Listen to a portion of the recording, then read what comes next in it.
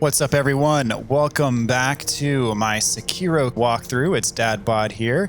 And if you recall from the last episode, we just arrived at what we call the Hirata Estate.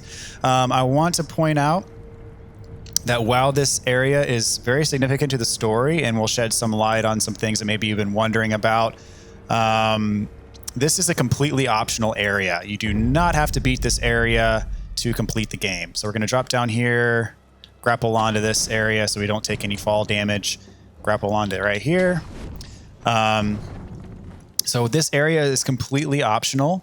But of course, you know, we're going to do everything that this game has to offer in this playthrough. So we're going to tackle this. There are some challenges, but there's also a lot of good things that come from exploring this area as well, in addition to learning a little bit more about this game's story. So let's talk to this guy. You're the son of Owl. What happened? Thieves at Hirata Estate. You must hurry. The divine heir. Okay, so the divine heir is in trouble. Kuro, he's in trouble. So we are trying to rescue him. And let's ask what year it is. What year? An odd question. Tell me. It's the year of the Dragon Spring pilgrimage. The Dragon Spring pilgrimage? That was 3 years ago.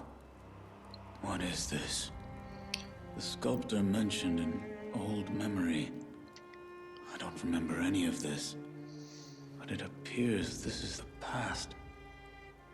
That is correct. So we are 3 years in the past. So when we use that bell at the Buddha statue in the previous episode, it kind of teleported us to this flashback that we get to relive. Although Sekiro claims he does not have any recollection of these events.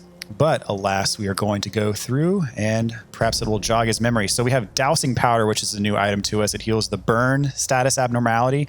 For a time, decreases burn buildup, increases burn resistance, and reduces damage from incoming burn attacks. The fire is used. When fire is used on the battlefield, dowsing powder is crucial for survival. So this is burn is a status effect. You see some of these guys are carrying torches, and if they hit us with the torch, it's going to inflict burn damage. You're not going to get burned immediately upon getting hit, but there's going to be a kind of a meter that builds up at the bottom of the screen, and once it gets full, you'll inflict burn status. I believe burn, what it does is it gives you an initial hit to your vitality, and then it acts sort of like poison. As long as the burn is activated, it's going to slowly deplete your health until you either use that dowsing powder to get rid of it, or until it just goes away. So this is a special carp. So if you kill these things, you get what's called treasure carp scales. And these are used as currency for a certain merchant that we're going to come across. So every once in a while when you're swimming in the water, you're going to come across those carp. If you kill them, you get one of those scales. And so we're about to actually come across that merchant in just a bit here. But first, we're going to take care of this guy and his dog, sneak up on him, get the death blow. His dog's going to come after us. We'll do a deflect and get the death blow immediately on the dog. Let's get the loot. And here we have oil, which is another new item to us. When the jar breaks, the oil covers everything nearby. Enemies doused in oil are easily set alight, causing them to take additional vitality damage from fire attacks, making them more vulnerable to the burn status abnormality. So we don't have any yet, but eventually we're going to get fire-based attacks. So the oil basically enhances those fire-based attacks. If you use the oil first to cover your enemy in oil and use fire, it does more damage. So that's basically how that works. Let's see. Was that another one of the carp? I believe it was. Oh, no, it's over here. Let's get this item, a Litecoin purse. And over here, you see we have another one of these carp. So let's jump in and kill it. If it gets away from you, sometimes they will be fast enough to swim away from you, and if they get, let's say, far enough away, you're not going to be able to catch up.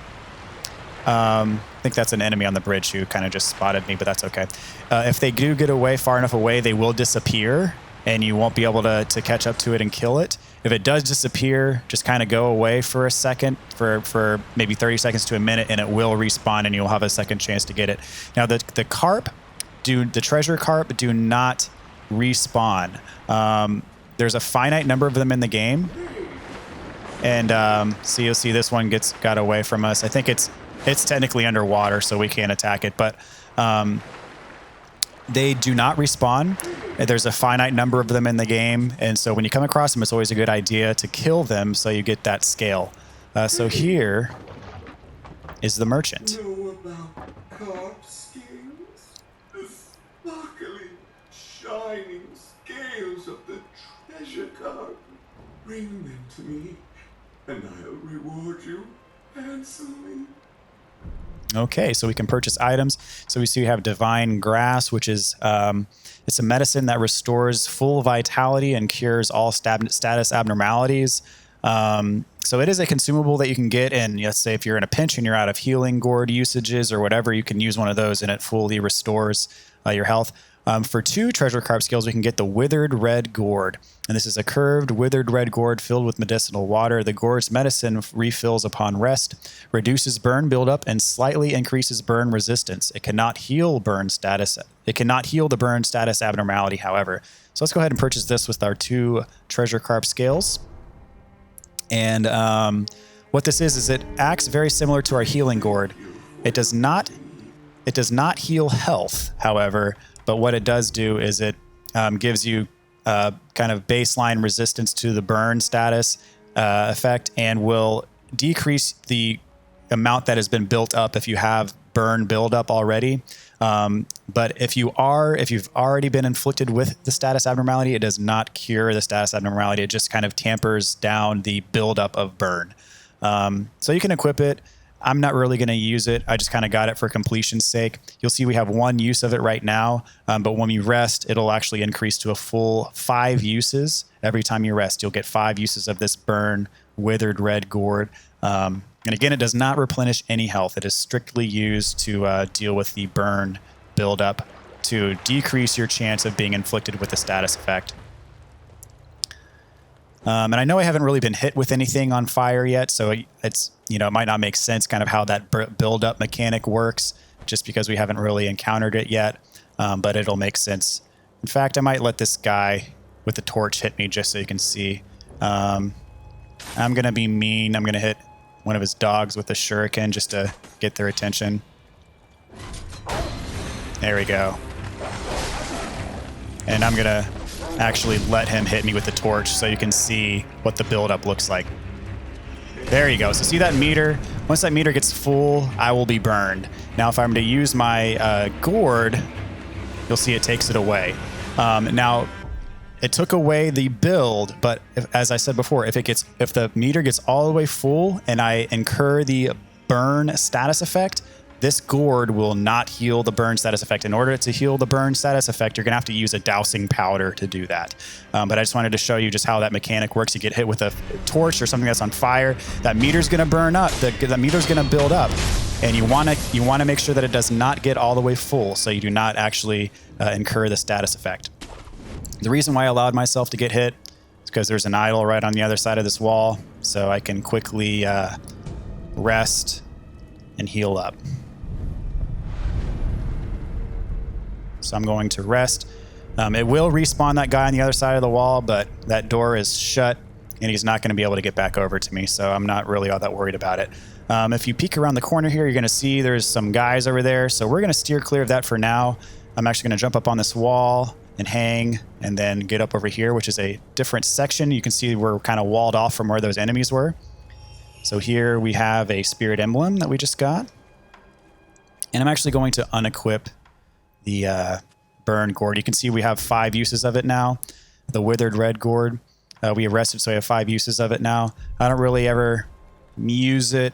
I mean, burn, I'm not really all that worried about it. It might be, for someone who's not used to the game, it might be something that you would find useful. It might be something that would give you a little bit of help in this area. I might get burned, I might not, but so be it. I'll deal with it if I do. So we were able to climb up on this wall, and we are now behind the enemies that we were just saw patrolling. We can sort of sneak around here, and if we're careful, They noticed us. But I can still get my death blow, so I'm going to go ahead and do that. And these guys... let's see. That guy's got a sword. And this guy's got an arrow. So to keep him from shooting me... that was probably a bad decision. To keep him from shooting me, I wanted to take care of him because the archers can be a nuisance. I'm actually going to heal up with a pellet right now instead of a healing gourd. I'm trying to lure one of these guys one at a time, ideally. No. And again, the circle button is run. All right, I'm just going to go up here. The circle button is run. In this game, you actually do not have a stamina meter, so you can run indefinitely. You're never going to run out of stamina in this game, which is quite nice. So now that I got this guy solo, I'm going to... Oh, yeah. What a clever guy. He kicked sand in my face and used that to his advantage.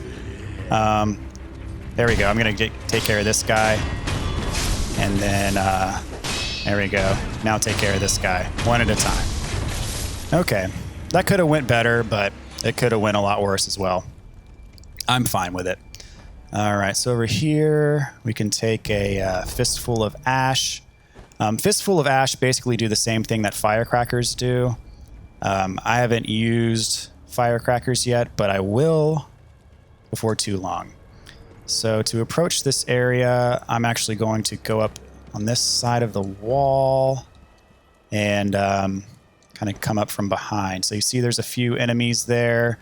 There was that hole in the wall over there, so we could enter this area head on. I tend to prefer stealth and back attacks when possible. Not saying I'm going to get back attacks on all these guys, but I'll at least approach it in a way that gives me the advantage. I can funnel them through this gate rather than fighting them all three at the same time. So let's see, those two... I'm going to get seen, but that's okay. I'm actually just going to run up behind this guy, get the free death blow. They're going to notice me, but that's okay. I'm going to move on over here. I got my second skill point. Nice. So I can use this gate as a funnel. I'm just going to use this as sort of a buffer.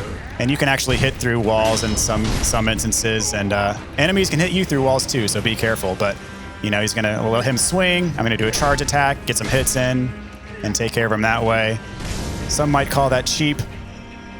But I don't really feel all that bad for it because this game does a lot of things to you that are quite cheap. So in a way, you can kind of consider it giving the game a taste of its own medicine. So now we're going to take care of this archer, who's the last guy. And all right, there we go. That takes care of that. I believe there's an item in this house here. So you can see everything's on fire. If you remember our conversation with Anayama, the thief and merchant, in one of the previous episodes, they talked about breaking into the Hirata Estate when all of the warriors were deployed. And so they were able to sneak in and take over the Hirata Estate rather easily because everyone who would have fought against them, it was away at the time. And so this is what we are playing through right now. This is the Hirata Estate that had been invaded by the band of thieves. And there was no one here to protect it and keep it safe from the invaders.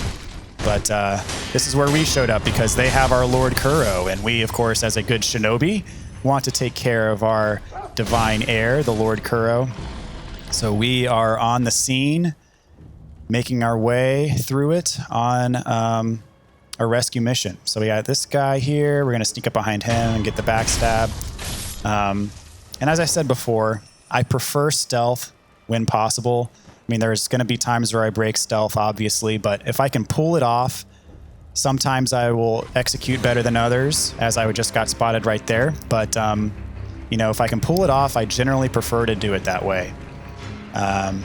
He noticed where I'm at. Okay. And another thing is if there's a big mob of enemies, then I want to see if I can isolate them as much as possible. So that little triangle indicates that there's an enemy patrolling. So I want to see... I think technically I've regained stealth at this point.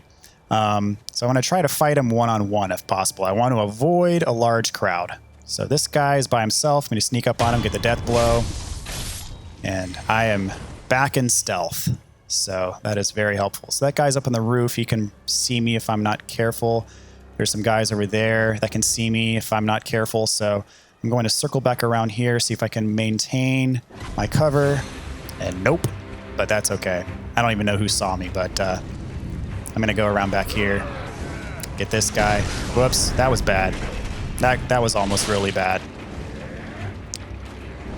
Go ahead, take this opportunity to heal. And now at least I've isolated them, so I got them one-on-one. Took care of this guy. These guys, man, these guys with the axe or whatever, the clubs, they annoy me because it's hard to, they don't really telegraph their attacks very well. So it's hard to know when they're gonna attack with something that I can block versus something that I can't block. But I got him. There's a dog right here I want to take care of. So as I said, it's best to see if you can get these guys one-on-one if possible.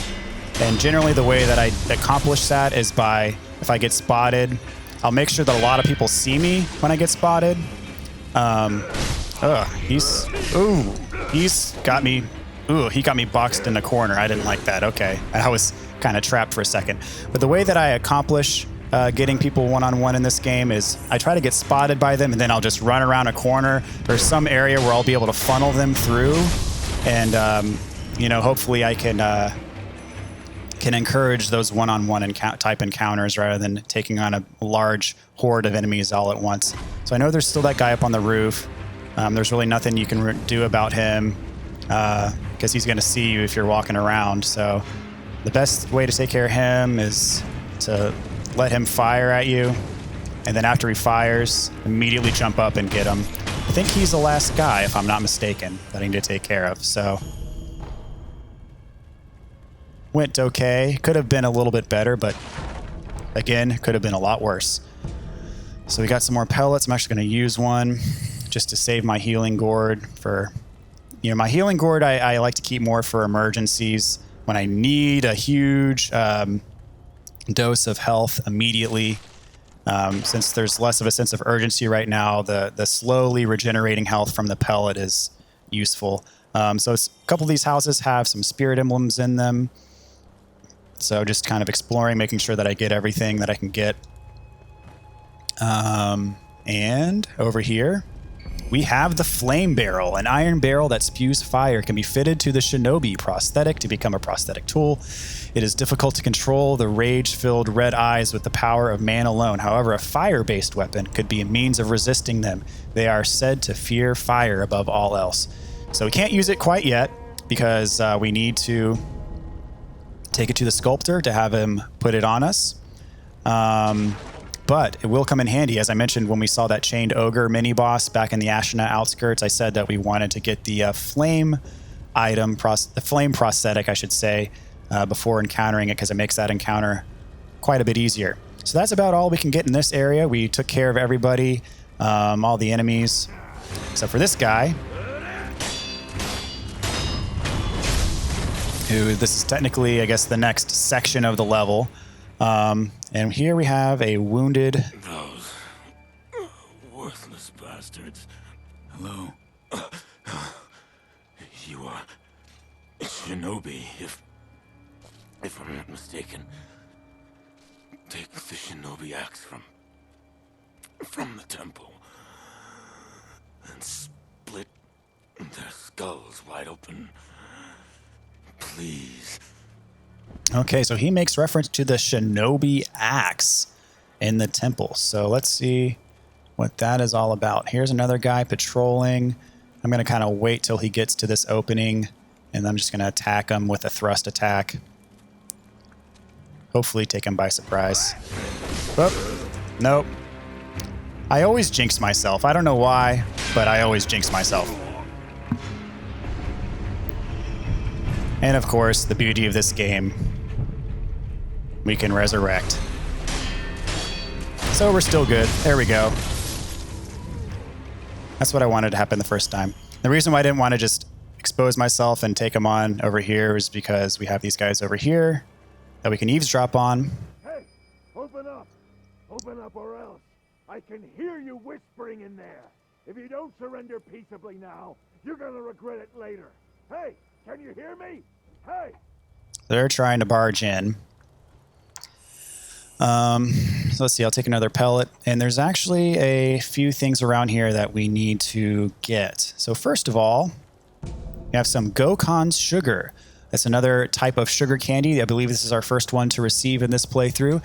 Reduces posture damage taken for a time. But bite the candy, take the Gokon stance to impart its inhuman benediction. So what this does, if you take this candy, it will reduce the amount of posture damage that you can take. It just gives you a bit more resistance. Similar to the defensive vitality buff.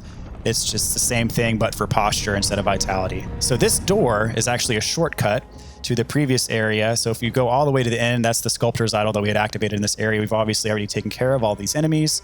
But now if we were to rest at that idol, for example, and respawn, we can go straight through this door. We don't have to take this side path all the way around to get back to where we were. We can just go straight through here, and it makes the trip a lot quicker. So let's go ahead and go up here. There's a few areas that have some goodies that we definitely want to take advantage of. Let's eavesdrop on this conversation. Simple next boss? No, leave it. Go on to the next one. But if there's any offerings, we could give them to Lord Juzo. Enough! We don't take from Buddha. How many times do I have to tell you before it sinks into your thick skull? Please, don't get angry at me, boss. I'm sorry my skull's so thick. All right, so that wounded individual over there made reference to a shinobi axe inside of the temple. And so there we have a temple. So I'm going to lock on to this guy, jump up, get the death blow, and then take on this guy. He's pretty easy to kill. Just mash R1 if you have the advantage on him. And we have another skill point. Good for us. Okay. So in here we have another light coin purse. Nothing over here. Just gonna check the perimeter, make sure that we're not missing anything. Pull up over here. Nothing on the roof. All right. I think we're good. So over here is the temple. Let's go inside. It's a very small temple, but nonetheless, we get the Shinobi Axe of the Monkey, a heavy black iron axe used by Shinobi. Can be fitted to the prosthetic to become a working prosthetic tool. This boorish axe is used less for cutting and more for breaking things with its weight. Once the favored weapon of a shinobi known as the Bounding Monkey of the Sunken Valley, it was lost along with his left arm. So we have another prosthetic. So we can't equip it until we take it back to the sculptor, but we are making a lot of progress in this game here in terms of getting items that we can equip to our prosthetic arm, and will enhance the options we have available to us as far as gameplay is concerned. So on this side of the wall, we have some roosters that we're going to want to take care of quickly. So got the death blow and immediately killed this one before it could get to us. You can see there's another one over there. But first, we get some pellets. See, pellets are a very common item, so I don't really feel all that bad about using them frequently. Can do a thrust before you can attack me. And then this is the last one. If these things were to gang up on you, you're probably going to run into trouble if you try to encounter them all at once. So that's why, I do my best to take them on one at a time. As with all other enemies pretty much in this game, I try to take on one at a time if I can. Isolation is your friend. Okay, and here we just have an Ungo Sugar for defensive buffs. Actually, I very rarely use the Ungo Sugar. If anything, for the most part, I tend to favor the Akko Sugar, which is the offensive buff.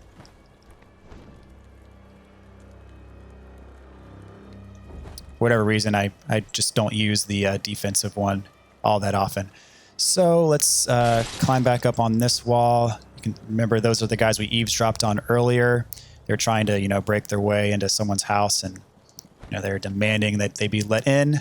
But before we take them on, let's drop down on this side. And this guy might look familiar. This is Anayama. This is the guy that we talked to in the Ashina Outskirts, who we paid money to receive his hints to come here to the Hirata Estate. And he also gave us the hint for the flame barrel prosthetic that existed here. And he said that he remembered us from before. So this is why he remembered us. So we have this opportunity now to talk to him in this past flashback here. Hey, good sir. Are you a looter too? Good sir, you look like a shinobi, I think. Are you looking for something? Well, in any case, I found this place first. So, keep your eyes peeled out there, huh?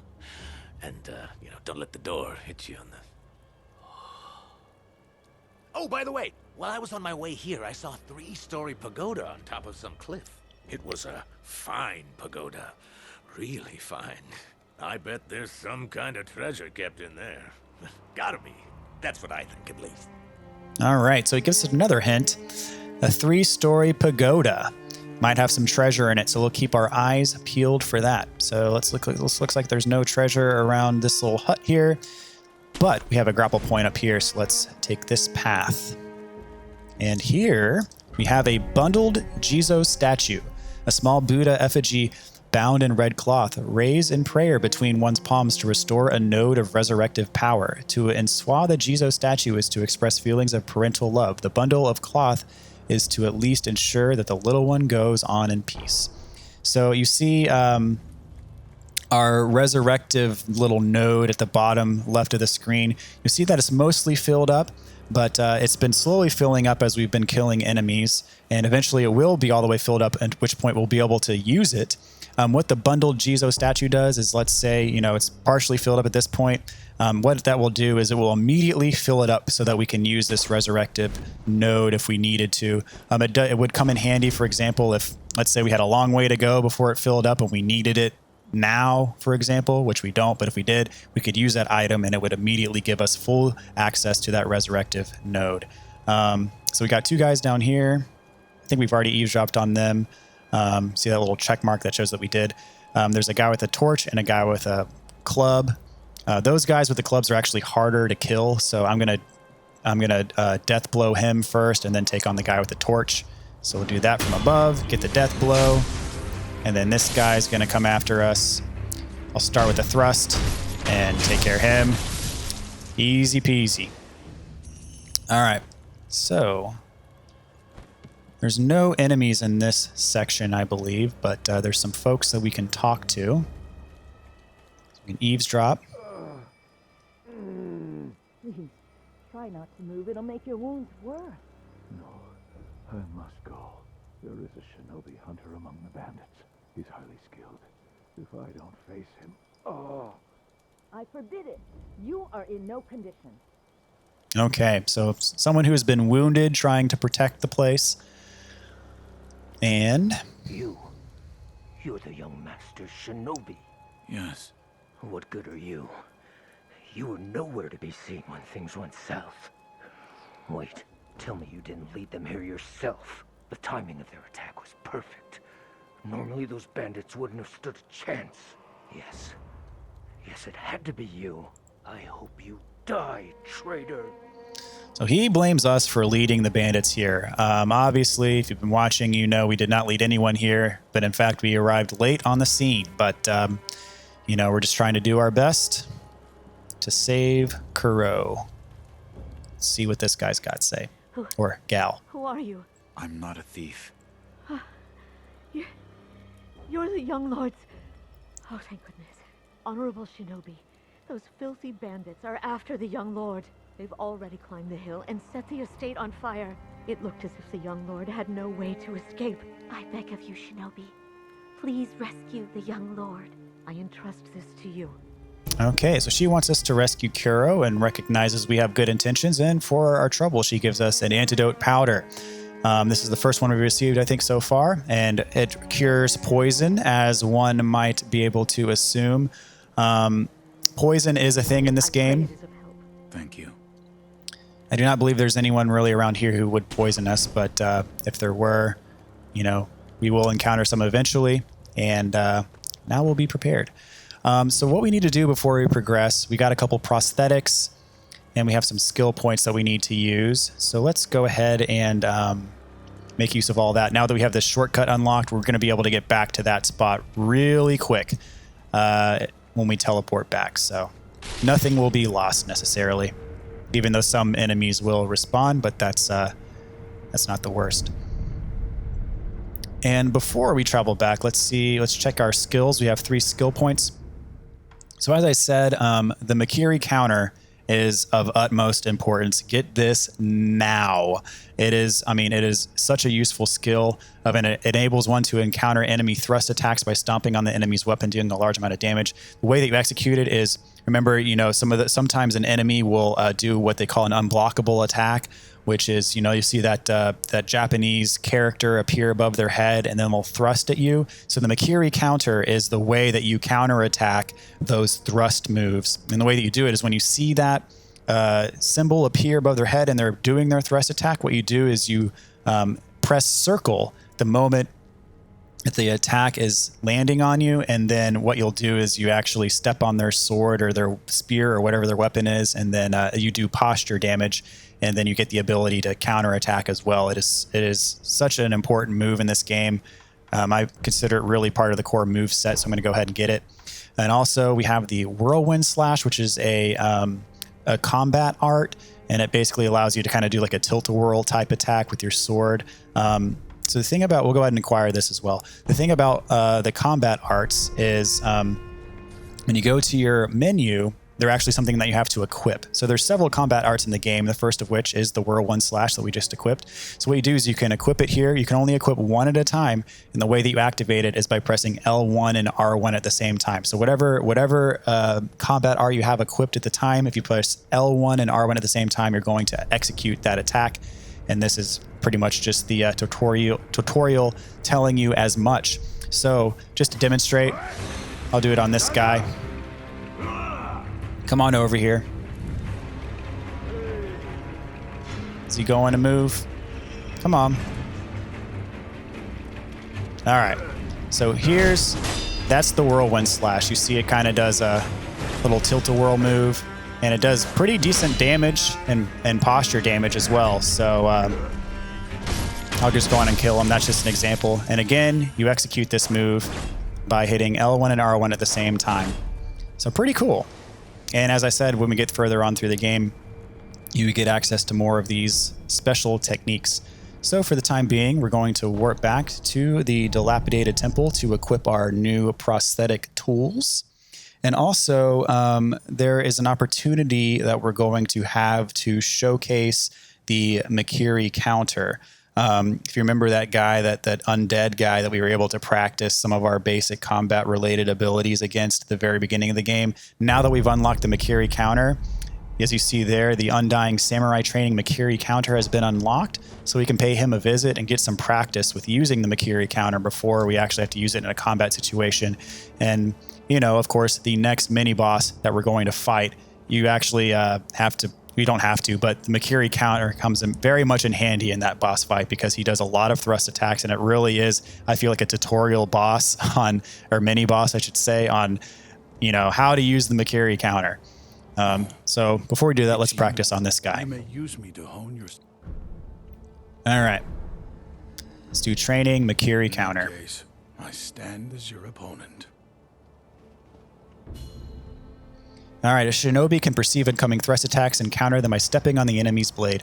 Known as a Mikiri counter, this is a powerful, if risky, move that deals more posture damage than a regular deflect. That's why I emphasize it so much. It is a much better deal than just trying to deflect. Use the Mikiri counter to perform 3 death blows is our goal. So let's lock on. So you see, right when he thrusts his sword, that's when you do it. And any enemy that has a thrust attack, you can do this. It is such a useful tool in the toolbox, and in my opinion is as essential as any other combat mechanic in this game. All right, so that is the Mikiri counter. We will be using that quite a bit in this game. All right, so without further ado, let us equip our prosthetics. You're back. Was that a dream? Or was it real? Whether it was a dream or it was reality, I have no idea. There is one thing I can tell you. The great Buddha has seen fit to awaken old memories within you. What you felt, what you remembered, that is what it all depends upon. I'm not sure if what I saw is what truly happened. That's how it works. Okay, so let us present the Shinobi prosthetic. And we have the loaded axe and the flame vent. The Shinobi prosthetic. Appears you've taken to it quite well. Here, this is for you. All right, so we have our second esoteric text, a book of secrets that details a variety of techniques used for use with the Shinobi prosthetic, grants the ability to learn prosthetic style skills. Written by a man who abandoned the path of the Shinobi but could not bring himself to discard his painstaking research. He never expected to pass these on to anyone else. What is it? It contains ways to bite into your foes with that fang of yours. In other words, fighting techniques for your prosthetic arm. I see. I had thought that prosthetic techniques wouldn't ever be needed again, but it seems I was wrong. Okay. Another time, then. I'll lend you shelter anytime. All right. So that skill tree that we just unlocked grants us moves that are pretty much specific to certain prosthetic tools. But again, you have to use skill points at a idol to take advantage of and to acquire those skills. It seems the sculptor's dragon rot has been cured. Yes. Please, give this to him. Okay, so we just got some Ashina sake, a bottle of Ashina sake given by Emma. Sake is a drink meant for sharing. While it does not contain water from the fountainhead, it is made from the purest of waters and a drink beloved by the people of Ashina. So... What is it? It's his favorite tea. I thought it would be a fitting way to celebrate his return to health. Okay, so in this game, you will get various alcoholic beverages. You can give them to multiple people, one of which being the sculptor. And when you give someone a drink, they will give you a little tidbits of their backstory or some of the game's lore that you would not be able to get in any other way. So you will learn some interesting little tidbits of information by giving them these drinks. So let's give him the drink, see what he has to say to us. I brought some tea. This tea smells pretty good. Suppose I'll have some. Oh, I needed that. This tea reminds me of Emma's father. About Lady Emma's father. Dogen. He was an extraordinary doctor. He was also very well versed in mechanisms and devices. Better put, he was obsessed with mechanisms to the point that it affected his health. It didn't take much else seriously, but I owed him my life. And we could say that you owe him your life as well. What do you mean? When I lost my left arm, Dogen created that thing, which has now become your left arm. The first version was a complete failure, didn't work at all, so he remade it. Then he remade it again and again, countless times. What?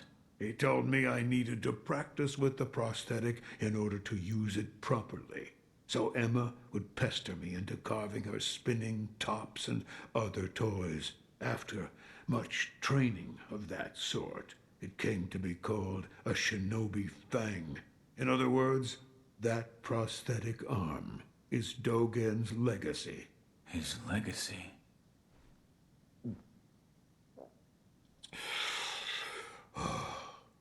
So much time has passed. While I have abandoned my shinobi ways, that alone I could not bear to abandon. Okay, so we learned a little bit more of the backstory of the prosthetic arm. It was made by Dogen.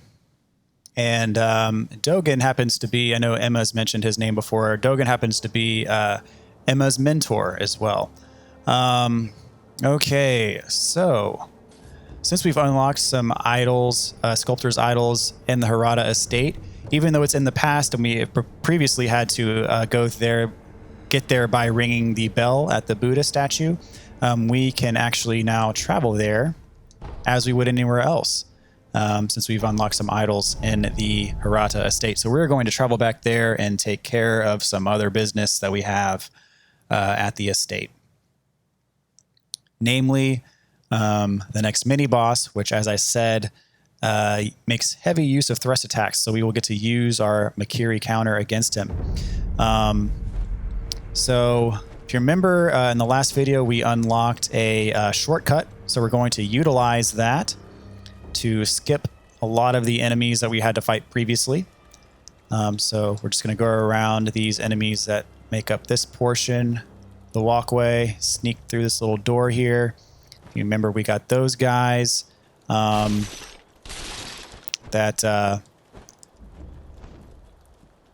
are in our way. So we're going to do what we did last time. We're going to do a stealth from above, a death blow, and then take care of the other guy with the torch.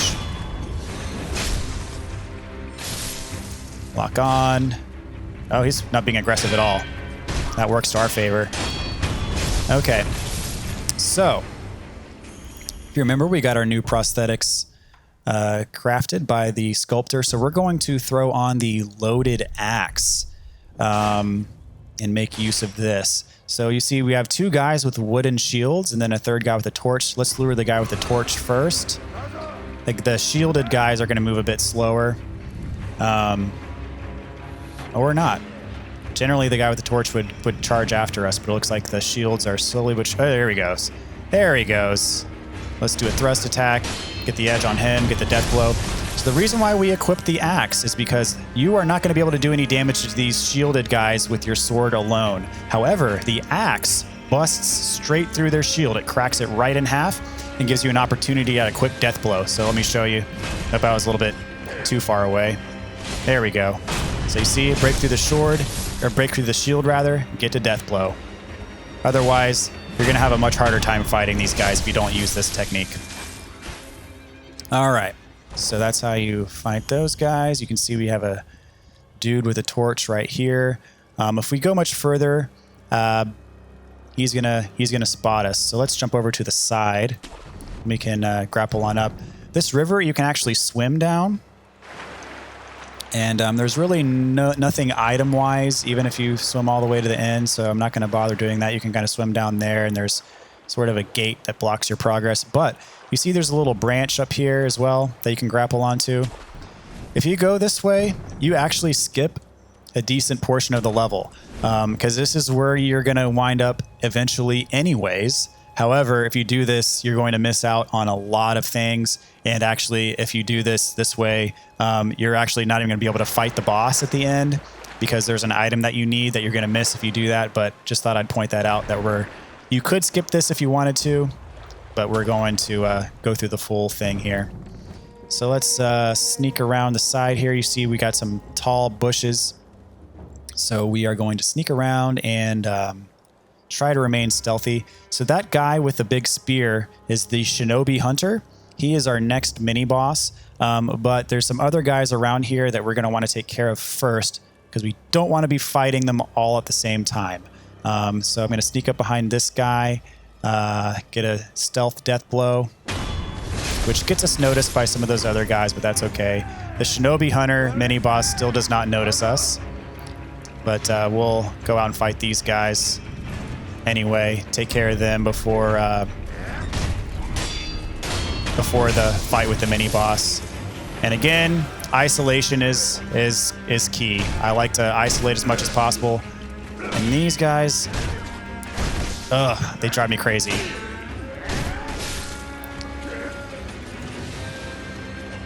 All right, I'm gonna thrust him. Whoops, wasn't close enough. There we go. There we go. Now I got him.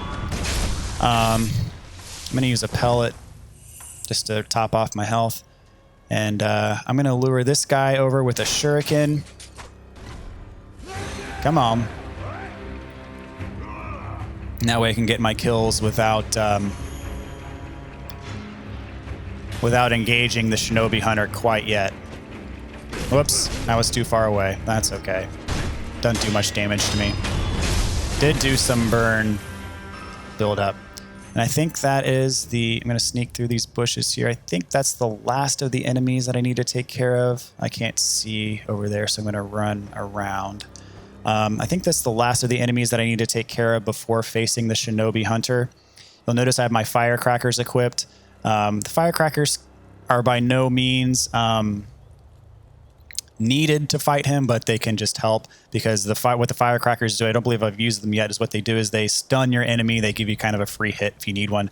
I could sneak up behind him as I did the other mini boss and get a completely stealth death blow on him to start off. He has 2 death blow bars, and that would take away 1 immediately.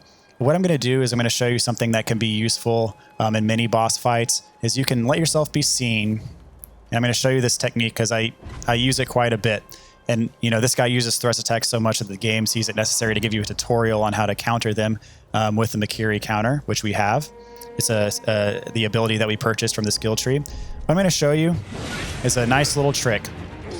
If you engage a mini boss and he sees you, you can actually run away from him far enough away to where he kind of forgets about you. And you'll notice that eventually, I'm going to run over here maybe. Eventually, his health bar is going to disappear from the top of the screen. And what that means is even though I've already engaged him, at this point, in terms of the game's mind, I've regained stealth, and the mini boss is going about his business, and he is unaware of my presence yet again. So even though he detected me once, I can now sneak up behind him and get my death blow. So even if a mini boss spots you, it's not the end. You can still. That was too late on the Mikiri counter, but still didn't get hit. All right, let's see if he. There we go. We're gonna get a Mikiri counter here, and you'll see what that does to his posture. It's pretty. It does a lot of damage to his posture, and you can see. Hopefully you kind of caught the timing. You see that symbol appear above his head, and that's the indication that you're going to need to do a Mikiri counter soon, and you just wait for that thrust, and then you hit circle and dash right into it, and you get that Mikiri counter. So for killing him, we get another prayer bead, so we've got 2 of 4. He is tough. I remember on my first playthrough, I made that look really easy. I remember on my first playthrough, he gave me a lot of trouble because I had no idea what I was doing.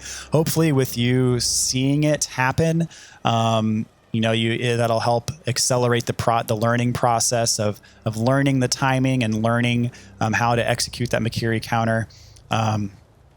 You saw a couple times he just tried to hit me with the end of his the end of his spear, and then once he's going to do that thrust attack, you see that symbol appears right over his head, and that's your cue to that you're going to need to execute a Mikiri counter soon.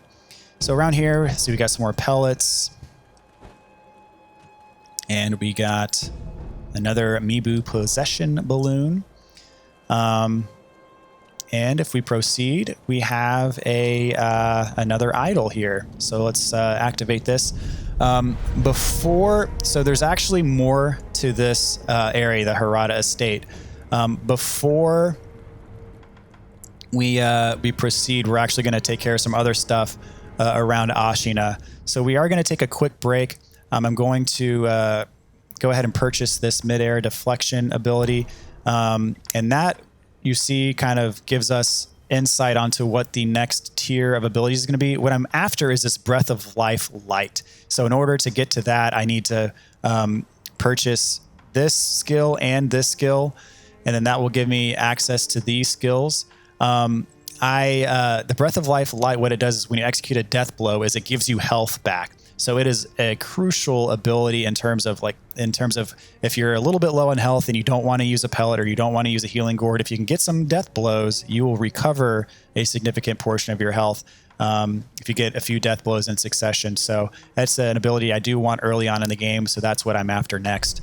So what we're going to do now is we're actually going to warp back to the Ashina Outskirts. We're going to go here to where the chained ogre was. That's going to be the next mini boss that we're going to fight. And now that we have the prosthetic flame barrel, we're going to use that to our advantage against the chained ogre. And that will help us out immensely in that fight. So we will return to the Hirata Estate and take care of all the unfinished business. There is another mini boss in the Hirata Estate in addition to a boss. And though they're pretty difficult, so I would rather come back when we're a little bit stronger. And you know, it's not going to be too long actually before we come back. We're just gonna fight one boss before going back to Hirata Estate. So here we have a spirit emblem, and this is the same remnant. We're actually going to go back and talk to Enayama. He's going to have another mission for us. I've been waiting for you, good sir. I procured some goods with the coin you gave me. Go on, buy something. So since we, you know, purchased his hints and whatever, he's actually a merchant now and has some things for sale for us. There's not really, well, actually, I've got 998 Sen at risk right now, so I'm actually going to take all of his Litecoin purses so I can bank it and have it no longer be at risk to me. That's pretty much all I'm going to get. I don't really want anything else. By the way, good sir, I'm going to let you in on something. All right. I'm thinking about expanding my business. I mean, who knows when Ashina will fall? It's what you might call a sinking ship. In other words, opportunity is knocking, you know? Which is why I have a favor to ask of you. What is it? Do you mind finding out what the Ashina samurai want right now? You tell me that. I can sell it to them. You're a shinobi. I bet you've got a good ear for gathering information from the enemy. Help a poor merchant out here, huh? Please. Okay, so he wants us to gather some intel. So that's sort of a side mission for us that we have to keep in the back of our minds. We can't really accomplish that right now, but we'll get to that eventually. And on the talk of bosses, you'll notice we're a couple hours into this game already, and we've not fought a proper boss yet, which is, you know, considering the From Software Miyazaki games, is not the norm. Generally, by now, if we were playing, you know, Dark Souls or Bloodborne, we would have encountered a boss by now. I will say this game, it does move at a slightly slower pace at the beginning. It does take a while to get to that first boss if you're going through things the way we're doing them. You know, we did take that detour to the Hirata Estate to get the flame barrel to fight the chained ogre. You know, you could just go on and fight the chained ogre if you wanted to and move forward, and you'd get to the first boss quicker. But you know, just the way we're doing things and the way that this game is laid out, it just does take a while to get to that first true boss. We have fought several mini-bosses already, and that has been providing some excitement along the way, but just a little side note. So we have the chained ogre here. What we're actually going to do is I need to switch out my axe for the flame vent since he's weak to fire, as we learned before in one of the previous videos. We eavesdropped on these guys, and they told us that he was weak to fire. So now that we have that, we want to make sure that's equipped. And we're actually going to throw on a gaching sugar here for stealth, and you'll see why. So we have this on stealth. He's not going to notice us when we walk right by him. There's actually an enemy up here who is kind of hidden away in this little nook, and being able to sneak by the ogre and get to him allows us to kill him without having to fight him at the same time as the chained ogre. Also, this gaching sugar that we threw on allows us to potentially get a starting death blow on the chained ogre, which is otherwise very hard to do. I don't always get it. It's kind of a quirky timing thing. It pops up for just a second, and then if you have good timing, see, I just missed it. Dang it, I just missed it. So I'm gonna have to fight him just kind of the old-fashioned way. Before he breaks free, get in as many hits as you can. He has some very powerful grab attacks, so you always want to be on the move. My general rule of thumb with the chained ogre is get a couple hits in. He's going to do an attack, so get a couple hits in and dodge. Get a couple hits in and dodge. Get a couple hits in and dodge. It's just kind of that routine. And then also we can use the flame barrel to burn him. You can tell he's susceptible to burn because he has the glowing red eyes. That's kind of this game's tell to that an enemy is susceptible to burn. So we are going to use the flame barrel against him as well. Use all of these things to our advantage. And let's go. All right, we're going to dodge. He's going to try to grab us. That grab attack is nasty. It does a lot of damage, as you can see. All right. We're not going to let that get us down, though. Let's heal up. Let's get away. And drop kick. He's got a mean drop kick as well, so a couple hits. And let's use the flame. Whoops, I got the firecrackers attack equipped right now. Firecrackers also work as a... Dadgummit. Firecrackers also work... as a way to stun him. So let's resurrect. Hopefully, all right, let's get out of his way. Let's put the flame barrel on. Let's show you what this does. So good stun time. Give us 4 or 5 hits. Let's get out of the way. 2 hits, get out of the way. We'll use the flame barrel again. And look at that. Gives us lots of free hits on him. So now that we got a death blow, you'll see that our other resurrect is now available. So we can actually resurrect again since we have our 2. And you see that grappling point? That actually gives you a chance to stun and get a couple hits in. Dodges grab, grapple, get a couple hits, and dodge. Dodge is pounding attack. And dodge some more. Dodge the people's elbow. And so he's stunned a little bit, get some hits in. I'm going to back up and use the flame barrel again. You see, you just kind of do this routine. And just for insurance, I'm going to pop my last healing gourd. And grapple. Same routine. Hit, hit, dodge.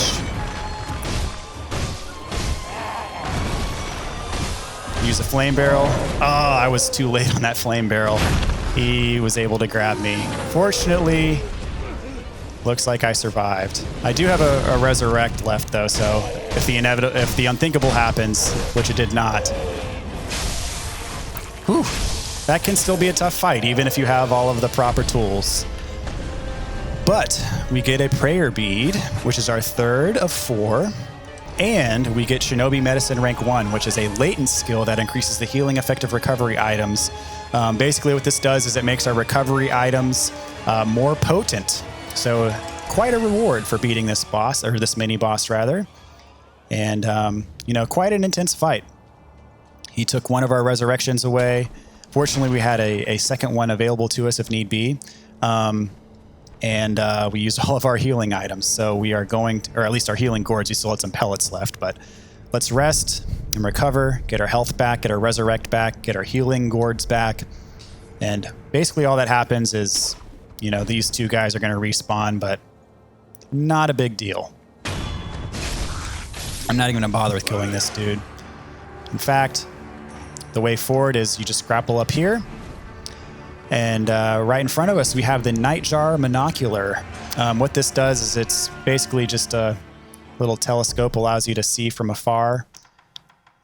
You can kind of zoom in and take a look. So see, scout out the land. So there's our next mini-boss standing proudly right there. And you can see there's quite a few people guarding him. If you go this way, there is a locked door. Can't open that yet. Let's throw our firecrackers back on.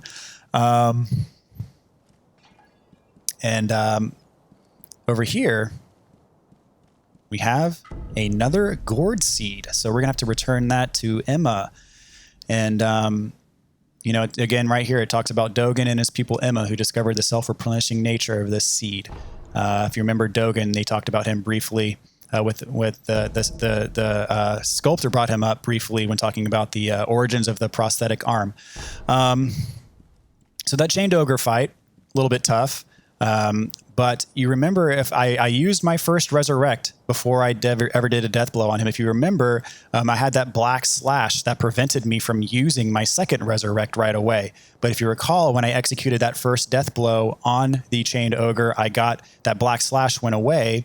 And I had the second resurrect node available to me. So that's, when you're in a boss fight, if you use a resurrect in their first phase, you won't be able to use another resurrect right away. But what happens is if you get their first death blow bar out of the way, that little black bar covering up or invalidating your second resurrect node goes away, and then you can resurrect a second time. So you can see there's some enemies over here. I'm going to wait for this guy to turn around before I engage this area. Actually, in fact, I'm going to do something entirely different. I recommend using a Gatching Sugar for stealth. And there's quite a methodical way you can go about this area. I may not execute it perfectly, but if you go around this side, so this is a enemy that doesn't attack you per se, but she's got like pots and pans. You see that pan that she bangs with a stick? And she will alert everyone to your presence if she sees you. So just as bad as running into an enemy. So I'm going to get this guy. I'm in stealth, so I was able to sneak up behind him. And of course, I did not execute perfectly, but that's okay.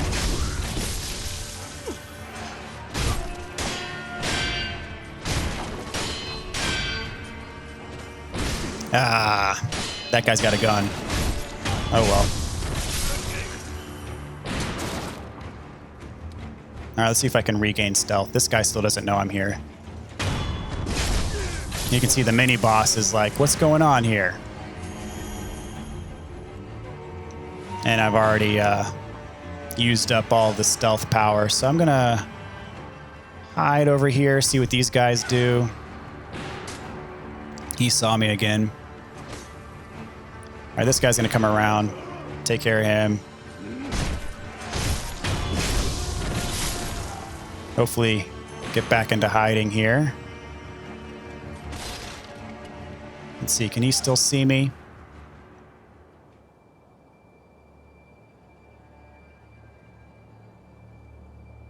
All right, we're gonna wait on these guys to kind of forget about me. Okay, looks like they're going about their business. All right, so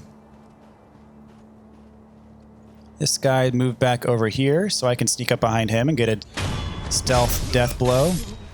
And the boss is down here. And since he's walking away from me, I can get my first stealth death blow on him. Take care of one of his bars. I'm going to immediately throw a firecracker, stun him, get behind him, get some hits in. And that plunging attack that he does, he jumps up and just remember to deflect. And see, you can kind of see he's being aggressive. Oh, there's a sweeping attack. So I did a Goomba Stomp, which does some posture damage, and get that last deflect and take care of his final death blow. So I have my 4th prayer bead as well, which will allow me to increase my vitality at a sculptor's idol. So that boss, I mean, every attack has a tell. You know, it can tell when he's winding his sword back to hit you, or he has that jumping attack where he plunges his sword down on you. You know, you just have to keep your eyes open. It helps just to kind of learn the rhythm of this game and get an idea for how these fights kind of operate. And just get the timing of these deflects down. I mean, that really is key. The other thing is honestly to be aggressive. I know some people have the tendency to kind of keep their distance from an enemy until they show an opening to get an attack. But the key to this game really is being aggressive and taking control of the battles. Really getting in there and making sure you're getting your hits in, making sure you're deflecting their attacks, because, you know, as you can see with that boss, I killed him by way of breaking his posture. And the way that you break his posture is you gotta keep the pressure on, because if you lay off the gas, his posture will start to recover, and it's gonna be much harder to break his posture and get that death blow. So you really just gotta keep pedal to the metal and being, you know, at the same time being wise with your deflects and that sort of thing, and trying to master that timing. So here we picked up some divine confetti. Confetti imbued with the divine blessing made for driving away apparitions. The paper is made ceremoniously, whereby pulp is spread thin using water from the exalted fountainhead. As the gods bless the water, so too will the confetti bless one who basks in its touch, allowing attacks to connect with apparition-type enemies. So what this functions as is it's basically a buff to your weapon. You'll do more damage with fire paper, or with fire paper. It's like fire paper in Bloodborne or bolt paper. It basically imbues your weapon with a certain element that allows attacks to hit a bit harder. It is a consumable. It's fairly rare, so I don't suggest using it frequently. Keep it for those tough bosses or mini bosses that are giving you trouble, and use it sparingly. So here we have a little note that says, turn back if you value your life. You can't behead the headless. Our swords and pikes did nothing. So if we take this path, there's actually a mini boss that's called a headless. There's several headless in the game. This is the first one that we're going to encounter. And if you remember the description of the divine confetti, it says that it's useful against apparition type enemies. If you try to attack a headless without divine confetti equipped, you will basically do no damage. You'd really need that divine confetti equipped in order to do damage to a headless type enemy. At this point in the game, headless are a bit tough to kill, so we're not even going to attempt to kill it, but you will see it, and are kind of creepy. But there's a couple things that we want to do over here first before we engage the headless. So you go through this cave. You'll notice that If you look kind of closely, you can see his eyes are glowing. Just kind of one of his abilities that he has innately is the ability to see in the dark. We're in a completely pitch black cave, but he's able to see in the dark. And if you go over to the side here, there's a secret path that you wouldn't know if you weren't looking for it. And if you go through the other side, you can grapple up here. Keep on grappling. And then jump over here and grapple up to this branch and grapple over here. And this takes us to a little secret. So hop up on this wall, grab the ledge. Take note of these geckos. They actually spew venom, so they can poison you if you're not careful. They seem pretty harmless, but if you're not watching out for them, they can poison you. So just be aware. Make sure you get them before they get you. And here we get some more Gachin sugar. And let's take a look over here. We can grapple up. And got some more items, some antidote powder.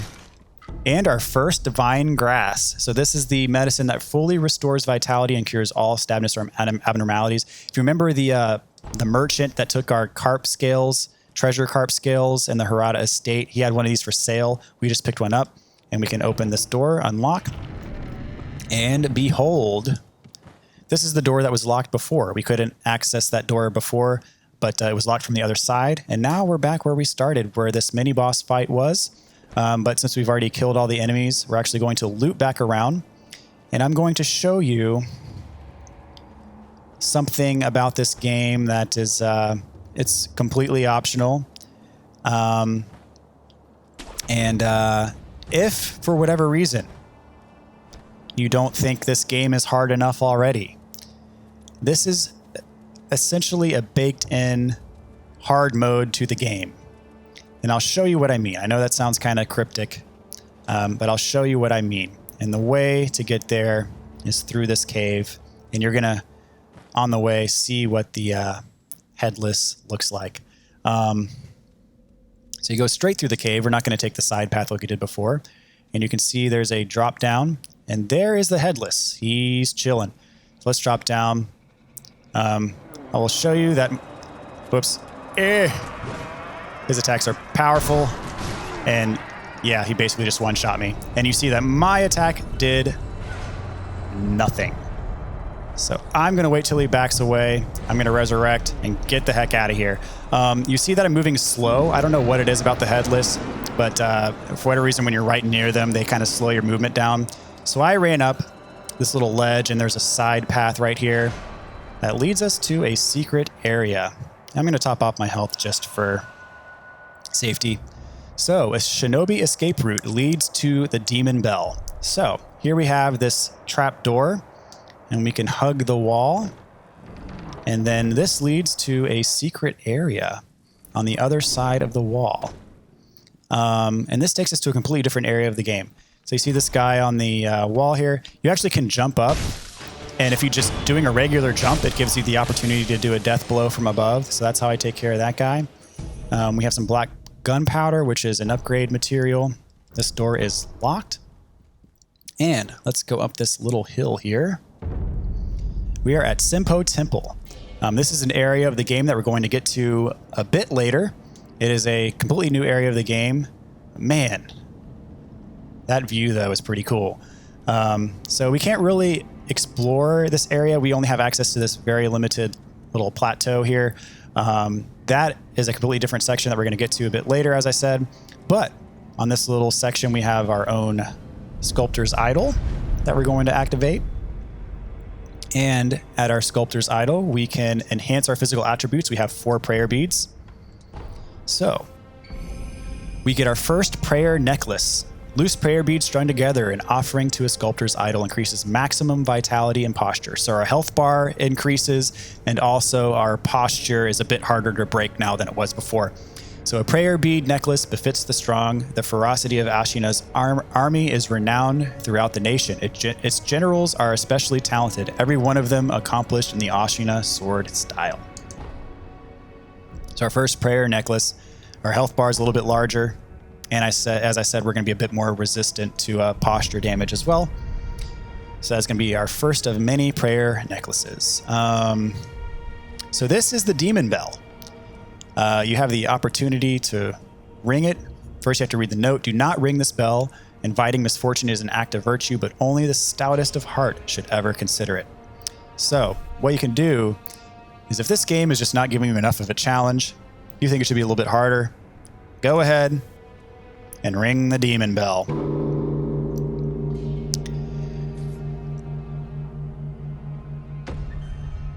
And now we have the sinister burden inflicted upon us. And this gives us an item called the Bell Demon. A demonic spirit sealed within the iron bell of Senpo Temple possesses those who ring the bell, strengthening enemies around them. The Bell Demon confers hardship, but perhaps also slightly better spoils. Using this item has no particular effect aside from causing the demon to leave. So now that we've rung the demon bell, it makes the enemies harder to defeat. And you see that little icon on the bottom left hand of the screen that basically says that the demon bell is in effect right now. So it makes the enemies harder to defeat, but then it also gives you slightly better drops from enemies. So you're going to get some better weapons and not better weapons, rather better items dropped from enemies, but it does make the enemies harder. So it is essentially a baked-in hard mode. If you ring the demon bell and regret it and want the game to go back to normal, all you got to do is use this Bell Demon item and you're back to normal. So you don't, the burden is dispelled and the game is back to normal. Enemies are normal difficulty and your drops return to normal as well. So let us commune with the sculptor's idol and we can travel back to this area. And of course, all of the enemies are going to respawn, but that is okay. We're pretty much just going to make a mad dash to the next idol. And that's going to be where we progress from there. Okay. So here we are. As I said, we're just going to run by all these guys. No stamina. We can run for however long we want. And I'll just go this way, in fact.